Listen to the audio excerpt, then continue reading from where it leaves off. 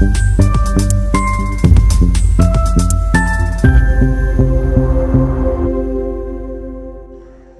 দর্পণ বিনোদন সবার জন্য। আমি বিভা বসু, আমি এই প্রান্তিক শিল্পী গোষ্ঠীর একজন সদস্য। এবারে আমি যে কাজগুলো দিয়েছি এই কাজগুলো গ্রাফিক্সের উপরে। গ্রাফিক্সের দুই রকম টোন আছে, মানে একটা ফুল গ্রাফিক্স আমি আইপ্যাডে করেছি কাজগুলো, আর কিছু আছে আপনার ফটোগ্রাফিকে কম্পিউটারে ফেলে আমি গ্রাফিক্স করেছি। আমি শিল্পকে দেখি একটা খেলা হিসেবে। প্রতিনিয়ত শিল্পীকে নানাভাবে তার দৃষ্টিভঙ্গিকে, তার চিন্তাভাবনাকে নবায়িত করতে হয়, আপ টু ডেট হতে হয়। যেটা আমাদের পোস্টমডার্ন যে চিন্তাভাবনা, আমাদের পোস্টমডার্ন শিল্পের যে দৃষ্টিভঙ্গি, যে নিজেকে আপ টু ডেট রাখা, নতুন যে টেকনোলজি আসছে, নতুন যে ভাবনা চিন্তা আসছে, তার সাথে নিজেকে সংযুক্ত রাখা, নিজের ভাবনা চিন্তাকে সেই অনুপাতে পরিবর্তিত করা।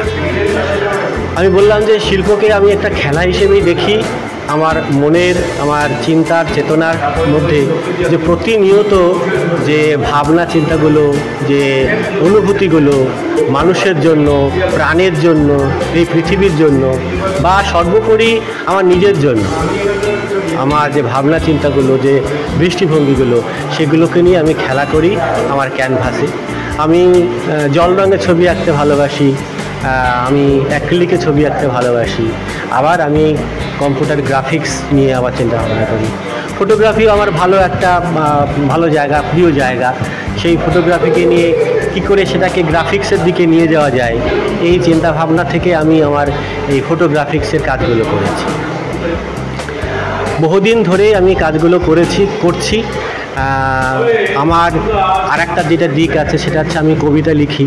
তাহলে কবিতার সঙ্গে শিল্পের, চিত্রকলার, ফটোগ্রাফির একটা আশ্চর্য মিল আছে।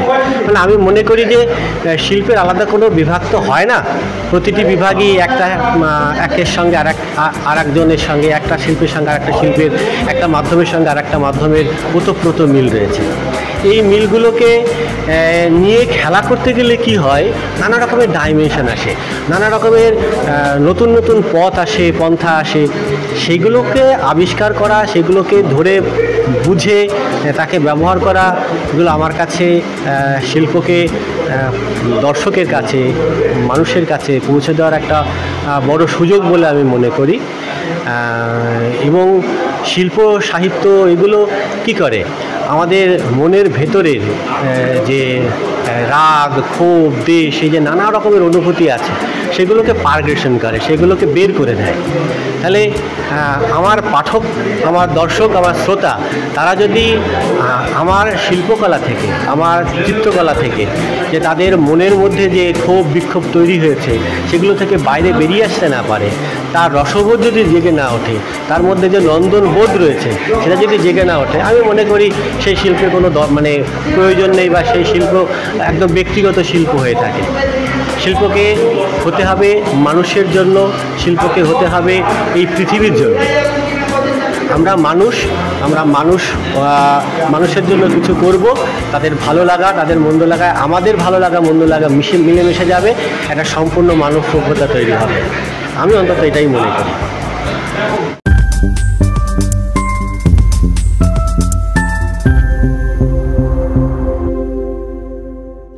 বং দর্পণ বিনোদন সবার জন্য।